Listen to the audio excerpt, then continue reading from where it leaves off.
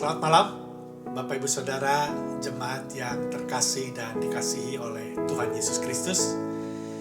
Malam hari ini kita kembali berkumpul untuk bersama-sama bisa merenungkan dan memanjatkan doa-doa kita kepada Tuhan, karena kita terus-menerus berharap kepada Tuhan yang sempurna, yang senantiasa ada bersama dengan kita dan siap memberikan pertolongannya kepada kita.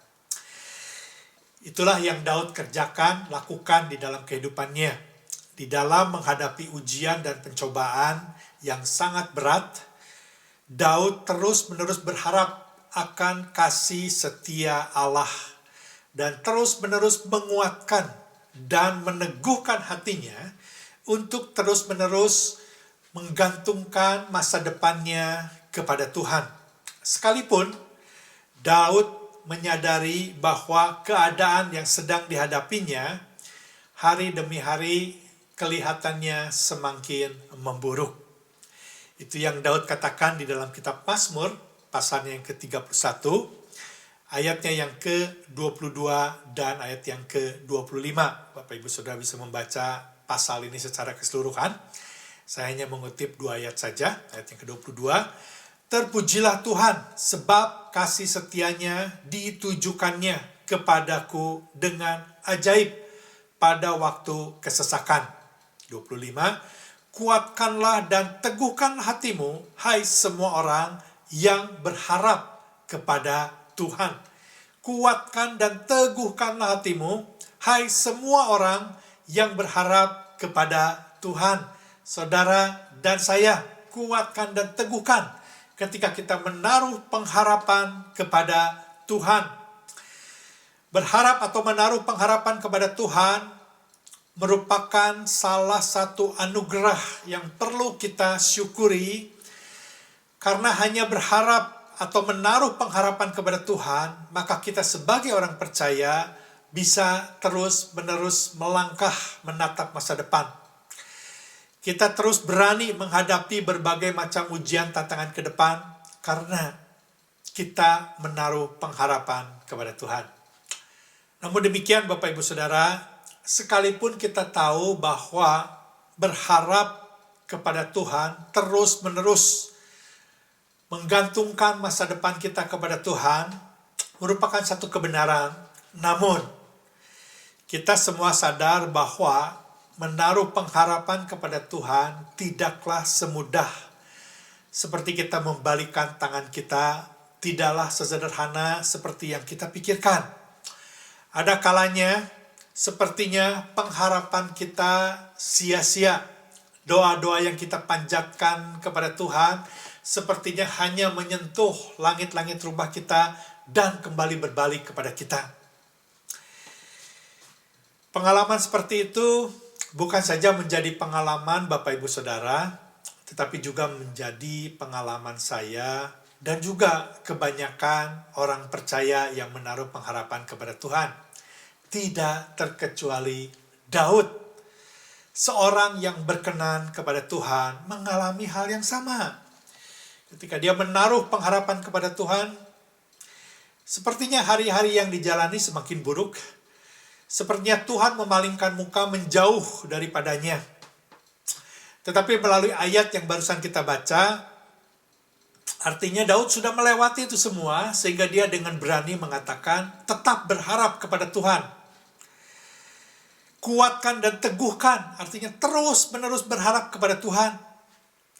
Artinya tetap berharap dan jangan putus asa. Seperti Joshua katakan, jangan menyimpang ke kiri dan ke kanan, artinya jangan bimbang dan ragu. Berharap saja kepada Tuhan. Dengan demikian Bapak Ibu Saudara, berharap kepada Tuhan memerlukan perjuangan dan kesungguhan hati. Karena di sanalah kita bisa menyatakan kepada dunia dan juga kepada Tuhan bahwa kita bisa melewati ujian dan pencobaan yang Tuhan sedang izinkan terjadi di dalam kehidupan kita. Inilah yang akan menjadi pegangan kita malam hari ini berkaitan dengan firman Tuhan yang akan kita bahas malam hari ini. Kita tahu Bapak Ibu Saudara bahwa akhir-akhir ini gereja di mana kita beribadah, di mana kita berkumpul, sedang diperhadapkan dengan berbagai macam ujian dan pencobaan. Terutama beberapa orang di antara kita yang sedang diuji atau mengalami pencobaan dalam hal kesehatan. Kesehatannya terganggu, dan Bapak Ibu Saudara, ini bukan yang biasa-biasa, tetapi benar-benar serius. Baik yang bersifat fisik maupun mental. Ya, atau mungkin juga ujian pencobaan yang berkaitan dengan masalah ekonomi, keuangan, anak-anak, pelayanan, atau mungkin hubungan suami istri atau hubungan orang tua dengan anak-anak. Atau mungkin juga ujian tentang pergumulan hidup di dalam memerangi hawa nafsu kedagingan atau dosa-dosa yang seakan-akan terus-menerus mengikat atau menawan kehidupan kita sebagai orang Kristen. Kita ingin lepas, tetapi sepertinya terus-menerus mengintimidasi kehidupan kita, dosa-dosa yang sepertinya terus-menerus membelenggu kehidupan kita. Bapak Ibu Saudara, inilah saatnya kita kembali menguatkan dan meneguhkan iman pengharapan kita hanya kepada Tuhan. Ingat baik-baik Bapak Ibu Saudara bahwa cepat lambatnya pertolongan Tuhan di dalam pandangan kita seringkali tidak ada hubungannya dengan seberapa besar dan seberapa kecil iman kita di hadapan Tuhan atau di hadapan teman-teman kita. Ini adalah rahasia Tuhan sendiri, ini adalah waktunya Tuhan sendiri. Apa yang menjadi keinginan Tuhan ketika kita harus menghadapi ujian pencobaan ini, dan seberapa lama kita harus menghadapi semua ini. Bukankah ini yang diajarkan oleh Nehemia, seorang pendoa yang tidak perlu kita ragukan lagi? Kita sama-sama sudah belajar selama ini bahwa Nehemia adalah seorang yang sungguh-sungguh berdoa, seorang yang tekun berdoa, seorang yang berdoa sesuai dengan kehendak dan rencana Tuhan, berdoa kepada Allah yang benar, Allah semesta langit, berdoa dengan segala kerendahan hati, sudah memenuhi semua syarat-syarat doa yang sempurna di hadapan Tuhan. Namun kita tahu Bapak Ibu Saudara, sampai saat ini, bahwa Tuhan menjawab dan membukakan jalan bagi Nehemia diperlukan waktu berbulan-bulan. Pertolongan Tuhan ternyata tidak seinstan yang kita pikirkan. Sekali lagi, iman pengharapan yang seperti inilah yang sangat perlu kita miliki, khususnya di dalam menjalani kehidupan kita sebagai orang Kristen, sebagai orang percaya. Nehemia pasal 3 ayat 6, kita akan memasuki pembahasan pintu gerbang. Nehemia pasal 3 ayat yang ke-6, yaitu pintu gerbang lama. Mari kita membaca. Ayat firman Tuhan ini hanya satu ayat Bapak Ibu Saudara.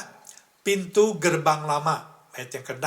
Pintu gerbang lama diperbaiki oleh Yoyada bin Paseah dan Mesulam bin Besoja. Mereka memasang balok-balok, lalu memasang pintu-pintunya dengan pengancing-pengancing dan palang-palangnya. Satu bagian firman Tuhan yang sangat penting dan memiliki makna rohani yang sangat dalam di dalam kita menghadapi perjuangan kehidupan kita sebagai orang Kristen setelah kita diselamatkan. Mari kita berdoa bersama-sama sebelum kita mempelajari lebih dalam lagi makna rohani dari pintu gerbang lama. Mari kita berdoa. Bapa, sekali lagi kami menghadap hadirat-Mu yang Maha Kudus, Maha Mulia, sorga di mana tempat Engkau bersemayam ya Tuhan.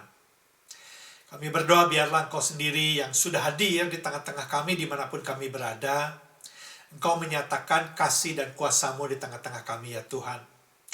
Engkau yang menolong setiap kami untuk bisa membuka telinga dan mata rohani kami dan hati kami untuk bisa melihat dan mendengar kebenaran yang akan Kau sampaikan malam hari ini. Bapa, lembutkan hati kami, biar kebenaran firman Tuhan yang Kau taburkan malam hari ini boleh bertumbuh dengan subur, boleh bertumbuh dan berbuah, supaya kami boleh menyatakan kebenaran firman Tuhan ini kepada dunia di mana kami berada. Biarlah kebenaran firman ini boleh menguatkan kami, boleh menuntun kehidupan kami, dan boleh memotivasi bagaimana seharusnya kami hidup sebagai anak-anak Tuhan yang memiliki tanggung jawab untuk menjadi garam dan terang di dunia di mana kami berada saat ini. Kami berdoa, Tuhan, sucikan dan kuduskan dan ampuni dosa-dosa kami, supaya kami layak di hadapan Tuhan malam hari ini. Satukan kami oleh kuat kuasa persekutuan Roh Kudus-Mu ya Tuhan. Satukan kami melalui kebenaran firman-Mu. Di dalam nama Yesus kami berdoa dan mengucap syukur. Sama-sama katakan, amin. Bapak Ibu Saudara, mari kita membaca sekali lagi Nehemia pasal 3 ayat yang ke-6. Pintu gerbang lama diperbaiki oleh Yoyada bin Paseah dan Mesulam bin Besoja. Mereka memasang balok-balok, lalu memasang pintu-pintunya dengan pengancing-pengancing dan palang-palangnya. Kita melihat Bapak Ibu Saudara bahwa penulis menuliskan bahwa pintu gerbang lama diperbaiki. Artinya tidak dibangun ulang, hanya diperbaiki. Jadi ada kerusakan. Tidak hancur seluruhnya. Pembahasan kita mengenai pintu gerbang lama sangat penting, dan Bapak Ibu Saudara, hal ini seakan-akan memiliki kesamaan dengan apa yang sedang terjadi, yaitu bencana virus COVID-19 yang sedang melanda dunia di mana kita berada sekarang ini. Ya, sekedar mengupdate data terakhir per hari ini, tanggal 15 April, Bapak Ibu Saudara, seperti grafik yang saya tampilkan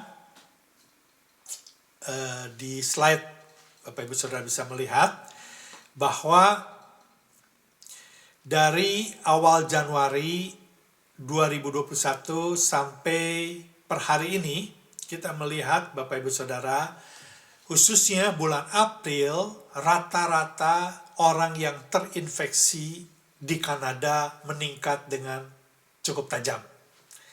Ya, melihat grafiknya, Januari sampai April, titik puncak di Januari dan titik puncak bulan April ini hampir sama.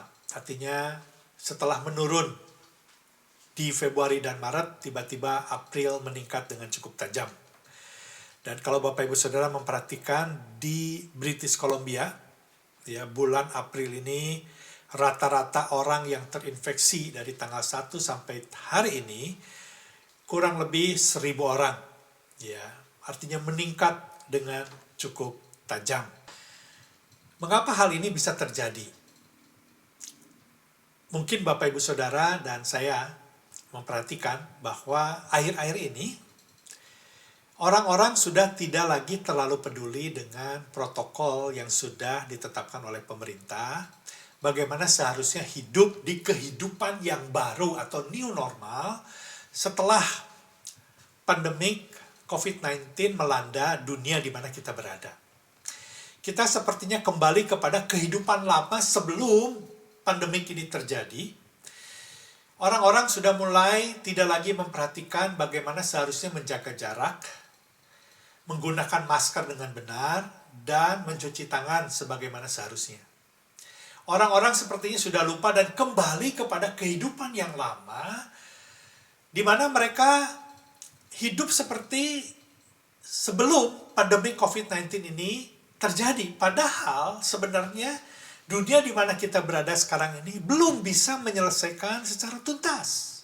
Bahkan negara-negara tertentu di Eropa kembali mengadakan lockdown dan beberapa negara Asia. Jadi sebenarnya kita masih hidup di dalam keadaan bencana COVID-19. Sudah seharusnya kita hidup sebagaimana hidup yang sudah ditentukan oleh pemerintah setempat di kehidupan atau di era new normal, kehidupan baru.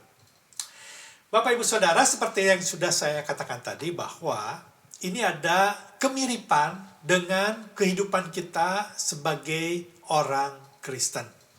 Sebagai orang-orang yang sudah menerima Yesus sebagai Tuhan dan Juru Selamat.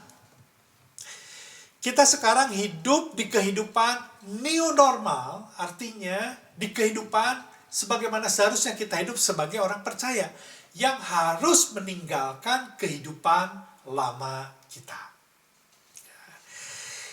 Inilah makna rohani yang ingin kita pelajari malam hari ini, berbicara tentang pintu gerbang lama. Pintu gerbang lama terletak setelah pintu gerbang ikan. Bapak Ibu Saudara bisa melihat atau memperhatikan slide yang saya tampilkan, ya, terletak di sisi barat Laut Kota. Mengapa dikatakan sebagai pintu gerbang lama? Ada kemungkinan ini adalah pintu gerbang yang pertama atau yang paling terdahulu dijadikan seperti yang dituliskan oleh Sakaria pasalnya yang ke-14 ayatnya yang ke-10. Kita tidak akan membahas lebih detail mengenai keberadaan pintu gerbang lama secara fisik, tetapi kita akan belajar makna rohani dari pintu gerbang lama. Bapak Ibu Saudara, pintu gerbang lama berbicara tentang pintu yang terletak di antara kehidupan lama sebelum seseorang menjadi orang percaya dengan kehidupan baru setelah seseorang menjadi orang percaya. Ya. Untuk lebih memudahkan pemahaman ini, mari kita kembali kepada apa yang pernah kita pelajari berkaitan dengan 3 tahapan anugerah keselamatan yang diterima seseorang ketika dia menjadi orang percaya atau orang Kristen. Ya, tahapan yang pertama berbicara tentang pembenaran, di mana setiap orang percaya dibenarkan di hadapan Allah bukan karena perbuatan yang dilakukannya, melainkan karena dibenarkan ketika orang tersebut percaya menerima Yesus sebagai Tuhan dan Juru Selamat, ketika darah anak domba dicurahkan untuk menghapuskan dosa-dosa setiap orang yang percaya kepadanya. Ini berbicara tentang tahapan pertama, yaitu pembenaran. Allah membenarkan orang berdosa karena pengorbanan Tuhan Yesus di atas kayu salib. Ini yang kita sudah bahas di pintu gerbang yang pertama, yaitu pintu gerbang anak domba. Tahapan kedua sebagai tahapan di dalam seseorang menerima anugerah keselamatan, yaitu tahapan yang berbicara tentang pengudusan. Tahapan ini berbicara tentang Tuhan membenarkan dengan apa yang diperbuat oleh orang-orang percaya. Ini berbicara tentang tanggung jawab kita untuk hidup mentaati perintah-perintah Tuhan. Ini berbicara tentang hidup atau tanggung jawab orang Kristen di dalam menjalankan tugas dan tanggung jawabnya. Ya, minggu yang lalu salah satu tugas tanggung jawab di dalam orang Kristen menjalani kehidupannya adalah memberitakan kabar baik untuk menjangkau jiwa-jiwa. Tetapi berbicara tentang pintu gerbang lama, ini berbicara tentang hidup bagaimana seharusnya kita hidup, meninggalkan kehidupan lama kita, memasuki kehidupan yang baru. Kalau tahapan pertama berbicara tentang pengampunan secara tuntas atas dosa-dosa yang membawa maut, pintu gerbang lama berbicara tentang bagaimana dosa-dosa yang ada di dalam kehidupan lama kita dikeluarkan. Sedikit demi sedikit ditinggalkan untuk tidak dilakukan lagi ketika menjalani kehidupan baru. di mana orang Kristen yang sudah menerima Yesus sebagai Tuhan dan Juru Selamat disucikan secara bertahap, hidup semakin hari semakin menjadi lebih baik, meninggalkan dosa-dosa, hawa nafsu perbuatan daging kita akan bahas itu sebentar, untuk hidup semakin hari semakin serupa dengan Yesus Kristus. Hidup sebagaimana seharusnya kita hidup sebagai orang percaya yang berbeda dengan kehidupan dunia di mana kita berada, atau hidup berbeda dengan kehidupan kita sebelum kita menjadi orang percaya. Dan tahapan yang ketiga di dalam kehidupan orang percaya di dalam menerima anugerah keselamatan, ini berbicara tentang pemulihan, yaitu di mana kita benar-benar lepas dari dosa ketika kita meninggalkan dunia ini. Jadi tahapan pertama, kita diampuni dosa-dosa kita, sehingga kita terlepas dari kebinasaan yang membawa maut setelah kematian.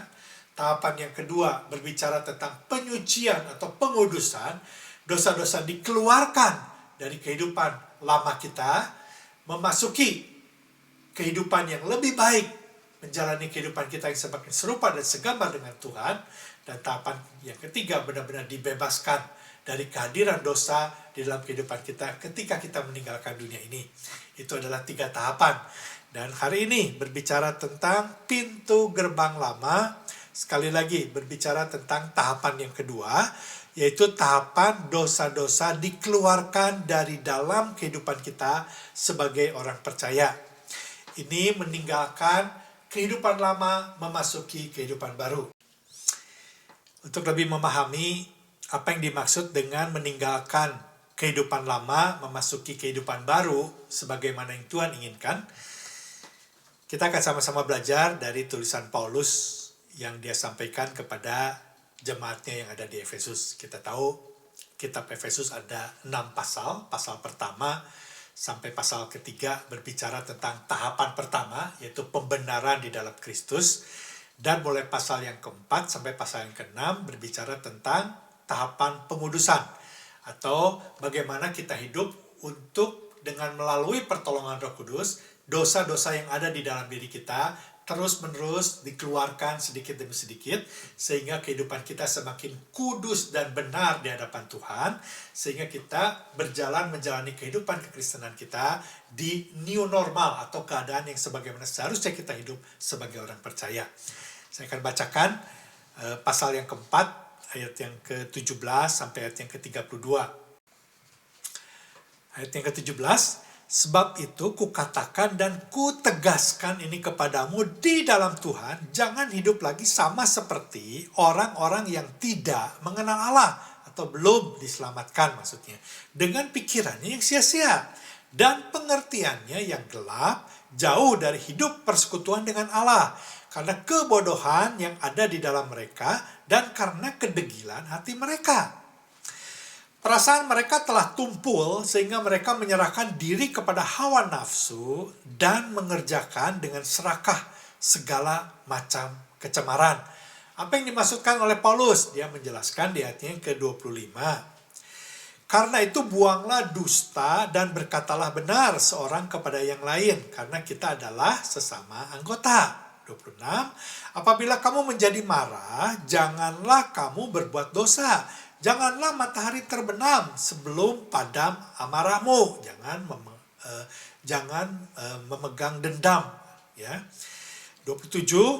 Dan janganlah beri kesempatan kepada iblis. Orang yang mencuri, janganlah ia mencuri lagi.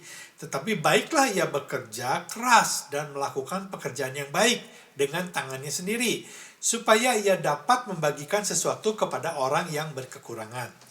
Janganlah ada perkataan kotor keluar dari mulutmu, tetapi pakailah perkataan yang baik untuk membangun di mana perlu, supaya mereka yang mendengarnya beroleh kasih karunia.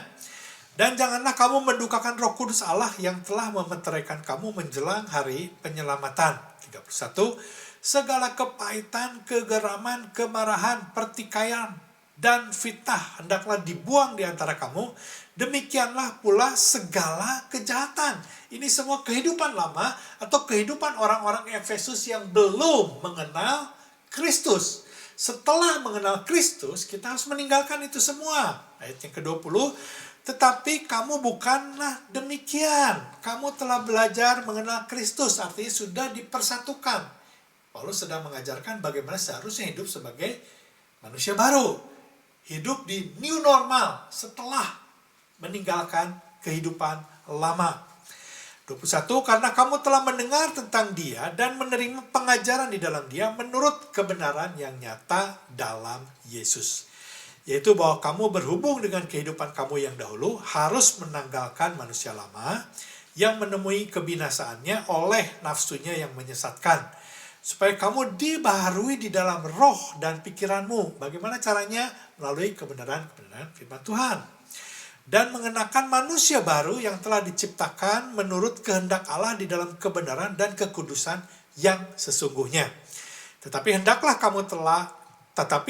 kamu ramah seorang terhadap yang lain, penuh kasih mesra dan saling mengampuni, sebagaimana Allah di dalam Kristus telah mengampuni kamu. Artinya Bapak Ibu Saudara, yang Paulus tuliskan di pasal yang keempat ini berbicara tentang tahapan kedua dari kehidupan yang diterima oleh orang percaya, kehidupan anugerah keselamatan yang diterima melalui pengorbanan Yesus di atas kayu salib. Tahapan pertama berbicara tentang pengampunan dosa yang membawa maut. Tahapan yang kedua adalah tahapan di mana dosa-dosa di dalam kehidupan lama kita dikeluarkan sedikit demi sedikit.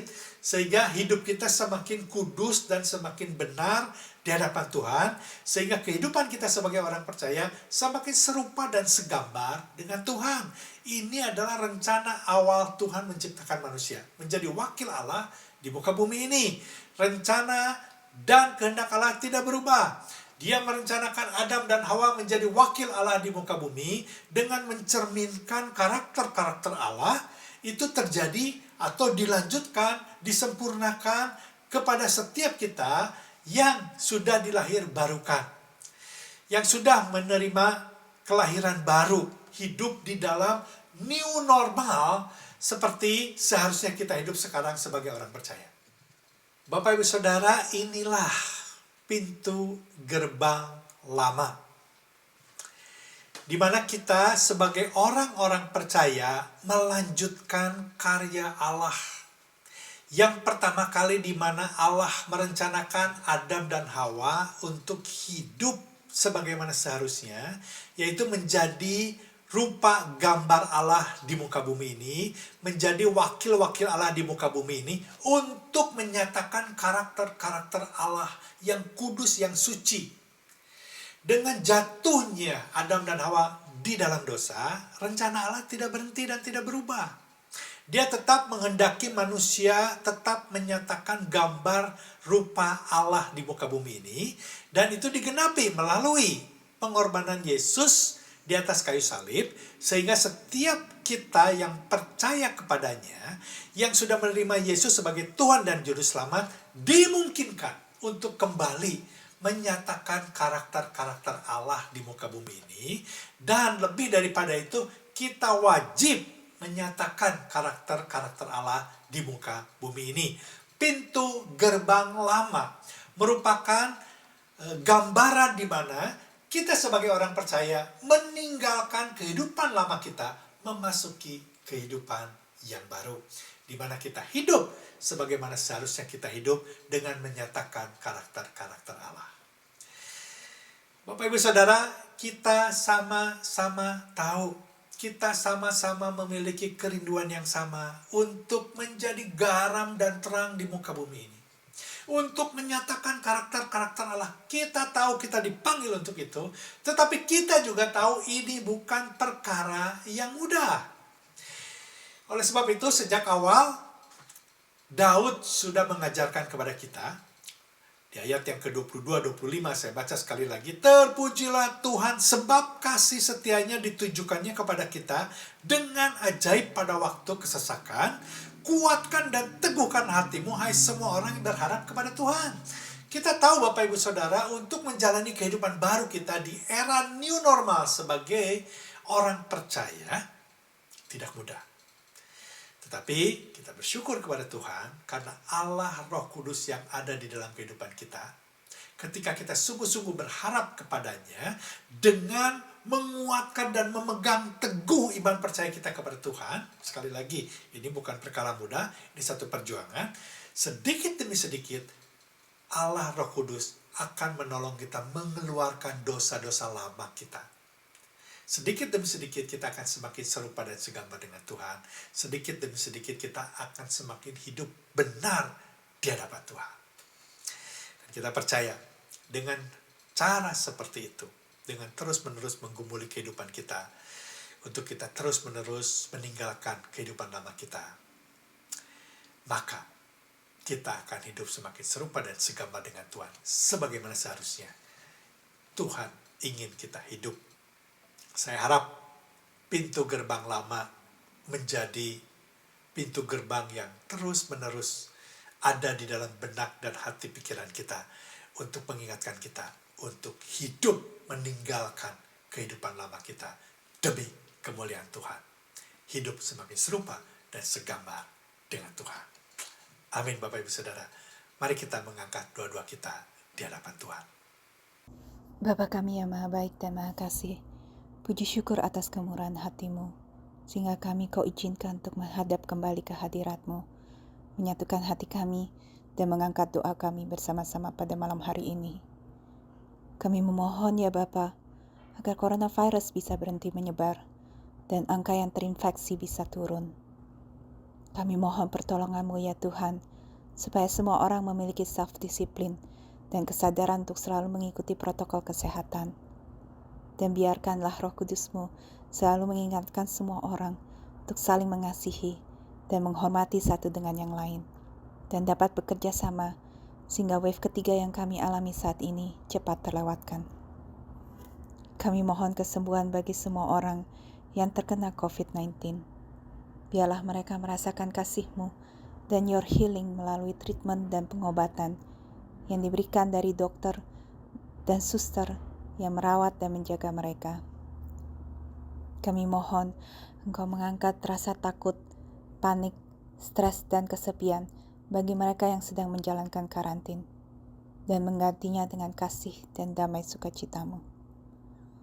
Kami berdoa mohon kekuatan dan penghiburan bagi keluarga yang kehilangan sanak saudara karena COVID. Terima kasih ya Bapa, karena vaksin telah tersedia bagi kami. Kami berdoa agar penyaluran vaksin tidak terhambat dan bisa berjalan lebih cepat dari tersebarnya varian COVID. Kami berdoa juga untuk semua negara miskin, agar mereka juga bisa mendapatkan bantuan vaksin bagi negara mereka dan cepat disalurkan ke semua penduduk di negara mereka. Ya Tuhan, kami berdoa memohon Engkau memberikan semangat yang baru dan selalu menopang semua healthcare workers dan first responders yang harus bekerja long hour saat ini. Tolong jaga mereka ya Bapa dari segala mara bahaya dan sakit penyakit. Kami juga mohon perlindungan dan kesehatan untuk para polisi, firefighters, dan semua essential workers, sehingga mereka dapat menjalankan semua tugas dan pekerjaan mereka dengan baik dan aman. Kami bawa semua doa kami ini ke dalam tangan-Mu, di dalam nama Tuhan kami Yesus Kristus. Amin. Kami berdoa khususnya untuk dua perkara yang baru-baru ini terjadi di Indonesia, bencana alam yang berupa badai seroja di daerah timur, Kupang dan sekitarnya ya Tuhan, dan juga gempa bumi yang terjadi di Malang Selatan. Kedua ini telah mengakibatkan bencana, mengakibatkan harta benda yang hilang, kerugian yang besar, dan juga kerusakan di mana-mana. Tuhan, demikian juga dengan korban jiwa yang boleh terjadi. Tuhan, kami hendak minta kepadamu, berdoa kepadamu ya Tuhan, jika ini kedua bencana ini boleh terjadi karena dosa dan kesalahan manusia, kejahatan manusia. Kami minta ya Tuhan, kami mohon ampun atas dosa dan kejahatan manusia. Ya Tuhan, biarlah dalam kemarahan-Mu Engkau ingat akan rahmat-Mu. Biarlah dalam kemarahan-Mu Engkau boleh tetap memandang dan mengasihi umat-Mu ya Tuhan.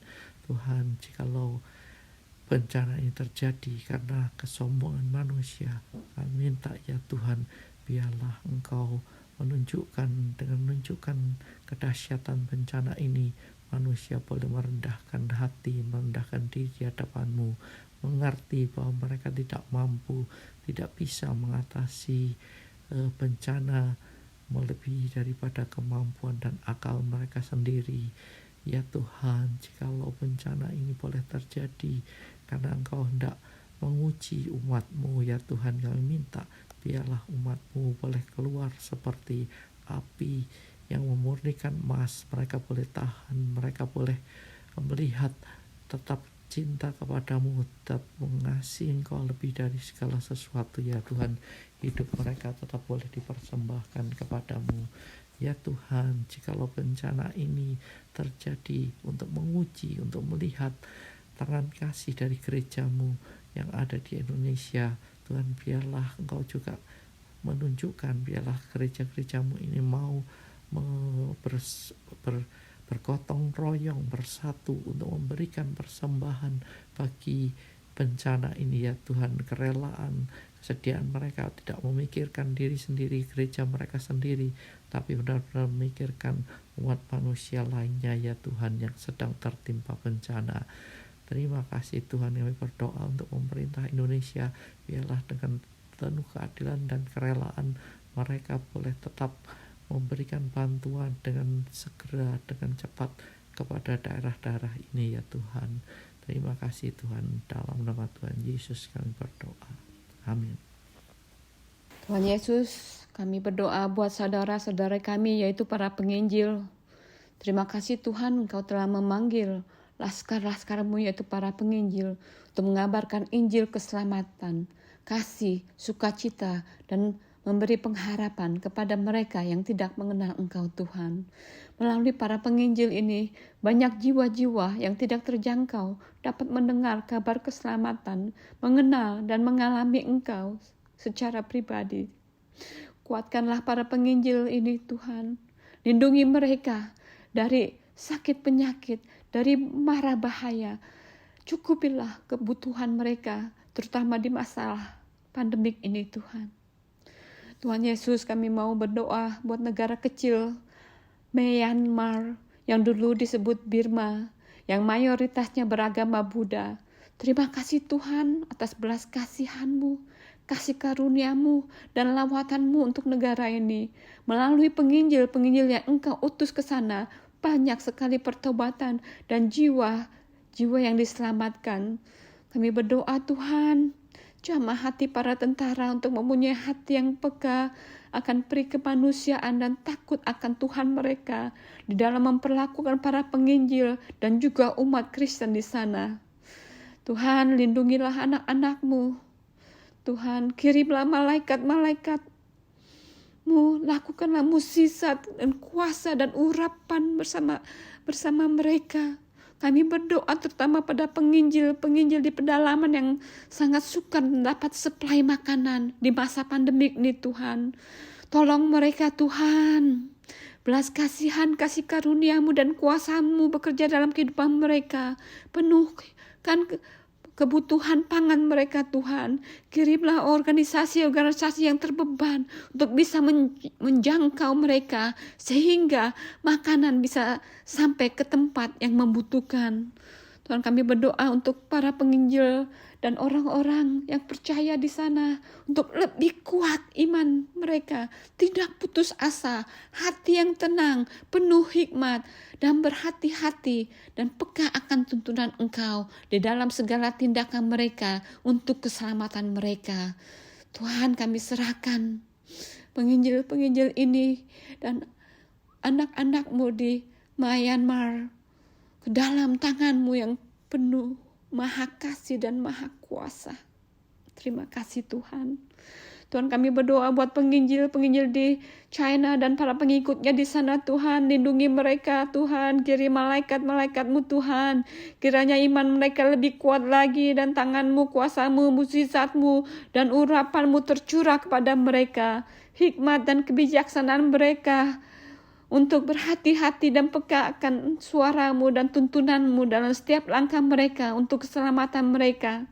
Kami serahkan para penginjil dan anak-anakmu di China ke dalam tanganmu yang maha kasih dan maha kuasa Tuhan. Tuhan, berkatilah para penginjil di seluruh dunia yang telah memberi hidup mereka demi kemuliaan namamu. Beri kesehatan, bebaskan mereka dari sakit penyakit, cukupilah kebutuhan mereka, lindungilah mereka dan keluarga mereka, urapi mereka Tuhan. Kami berdoa untuk revival, kebangkitan rohani terjadi di setiap Injil yang diberitakan melalui penginjil-penginjil di seluruh pelosok dunia. Jutaan jiwa akan diselamatkan dan mengenal Engkau sebagai Tuhan dan Juru Selamat. Kesetiaan mereka berbuah banyak karena kasih karuniamu, mukjizatmu dan urapanmu menyertai mereka. Terima kasih Tuhan. Tuhan, kami berdoa buat kami yang di sini, yang hidup penuh kenyamanan, penuh berkelimpahan. Jamah hati kami Tuhan, agar kami tidak hanya mendoakan mereka, tapi juga bisa menjadi saluran berkat buat mereka dengan keuangan kami. Dan berilah kami hikmat di mana ladang yang Engkau mau kami tabur. Meskipun kami tidak bisa terjun langsung, tapi kami bisa menabur untuk menolong kebutuhan para penginjil. Di dalam nama Tuhan Yesus kami berdoa dan mengucapkan syukur. Terima kasih. Amin. Bapa kami yang di surga, kami mau berdoa Tuhan untuk pastor-pastor yang menggembalakan di kampus Calgary, Indonesian, Mandarin, Internasional maupun Coquitlam. Tuhan beri kepada mereka semangat, roh yang menyala-nyala, sukacita di dalam pelayanan yang dikerjakannya selama di masa pandemik ini. Kami berdoa untuk pelayanan ibadah online melalui Zoom yang diadakan setiap hari Minggu maupun pelayanan doa atau konseling melalui online telepon. Tuhan, kami menyerahkan juga untuk persiapan firman Tuhan yang disampaikan untuk minggu ini Tuhan, memasuki khotbah seri yang diambil dari kitab Markus. Tuhan berikan hikmat, urapan, pencerahan, supaya firman yang diberitakan sungguh-sungguh tentang kebenaran firman-Mu berdasarkan Alkitab. Firman yang mengajar, mendidik, serta membangun iman kepada setiap jemaat yang mendengarkan. Dan firman yang bisa dimengerti oleh mereka yang mendengarkan. Persiapkan hati setiap jemaat atau siapapun yang bergabung di setiap ibadah online dari setiap kampus, walaupun dengan jam yang berbeda. Berikan hati yang rindu, haus dan lapar akan firman kepada mereka.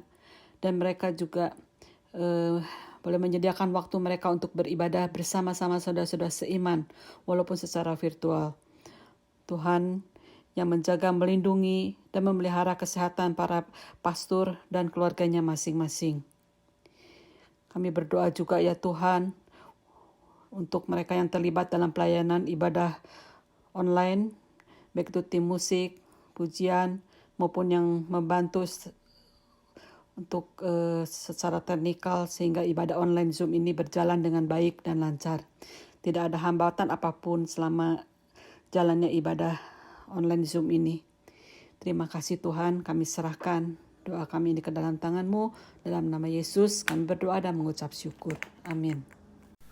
Ya Tuhan, malam ini kami mau berdoa Tuhan khususnya untuk Pastor Yani Lim Tuhan dan Bethesda Ministry Tuhan. Pertama-tama kami mau mengucapkan syukur Tuhan untuk 3 senior Tuhan yang telah dibaptis Tuhan di Panti Jompo di Malang Tuhan. Terima kasih Tuhan Kau telah menjamah mereka Tuhan. Terima kasih Kau telah menyelamatkan mereka Tuhan. Berdoa Tuhan Kau yang terus membimbing mereka, Kau yang terus memberikan guidance Tuhan buat mereka Tuhan. Berdoa supaya Roh Kudus terus menyertai mereka Tuhan dalam perjalanan mereka ini yang baru Tuhan. Terima kasih Tuhan. Kami berdoa juga Tuhan khususnya untuk kesehatan Pastor Yani, untuk para staff dan para senior di rumah Jompo di Malang Tuhan. Kau yang jagain, Kau yang lindungin Tuhan dari semua segala penyakit Tuhan. Kau juga terus Tuhan yang memprovide Tuhan untuk worker-worker Tuhan, di mana mereka yang mungkin masih membutuhkan Tuhan tenaga kerja yang banyak Tuhan untuk melayani para seniornya di rumah jompo itu Tuhan. Berdoa juga Tuhan, Kau yang provide Tuhan untuk financial mereka Tuhan, Kau yang provide semuanya Tuhan apa yang mereka butuhkan Tuhan. Kami berdoa juga Tuhan untuk hikmat, untuk kekuatan, dan untuk bimbingan Tuhan, untuk Pastor Yani dan juga staf Bethesda Ministry dalam menjalankan pelayanan mereka di Panti Jompo di Malang, dan juga pelayanan mereka di Narapidana di Nusa Kambangan. Berdoa juga Tuhan untuk kesembuhan bagi para senior dan narapidana yang sedang sakit, dan khususnya sedang sakit dari COVID Tuhan. Kau yang jamah mereka Tuhan, Kau yang sembuhkan Tuhan, Kau yang melindungi mereka dan memberikan mereka kekuatan selalu Tuhan. Kami juga mau serahkan Tuhan untuk pelayanan online bagi para narapidana di Nusa Kambangan Tuhan. Kami bersyukur Tuhan atas teknologi yang telah Kau berikan Tuhan, di mana meskipun Pastor Yani jauh Tuhan dari Nusa Kambangan, tapi ia masih bisa terus melayani Tuhan melalui teknologi yang Kau sediakan ini Tuhan. Kau terus Tuhan gunakan Pastor Yani Tuhan untuk membimbing para narapidana Tuhan di Nusa Kambangan Tuhan. Terima kasih Tuhan, kami serahkan Tuhan Pastor Yani dan Bethesda Ministry ke dalam tangan-Mu. Dalam nama-Mu kami berdoa Tuhan. Amin. Bapa, sekali lagi kami mengucap syukur. Melalui kebenaran firman-Mu kami kembali diingatkan Tuhan untuk anugerah-Mu yang begitu besar, di mana Kau menyelamatkan setiap kami. Dan Kau memberikan tugas tanggung jawab yang begitu mulia di muka bumi ini ya Tuhan. Untuk kami boleh menjadi wakil-wakil-Mu di muka bumi ini. Untuk menyatakan karakter-karakter-Mu di muka bumi ini. Bapa, siapakah kami ini? Sehingga Kau mempercayakan tanggung jawab yang begitu besar. Tetapi kami mengucap syukur karena Kau memberikan kesempatan kepada kami untuk menyatakan Kau di muka bumi ini ya Tuhan. Dan Engkau tidak meninggalkan kami berjuang sendirian. Tetapi Allah Roh Kudus yang ada di dalam kehidupan kami sebagai orang percaya siap menolong setiap kami.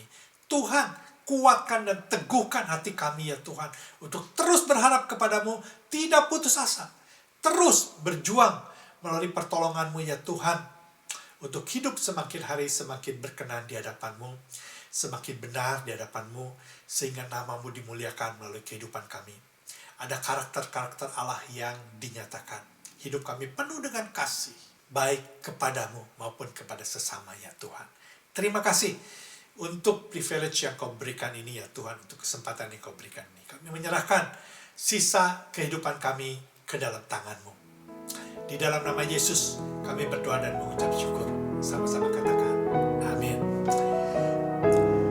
Selamat malam Bapak Ibu Saudara, sampai jumpa di dalam ibadah hari Minggu jam 3 via Zoom. Tuhan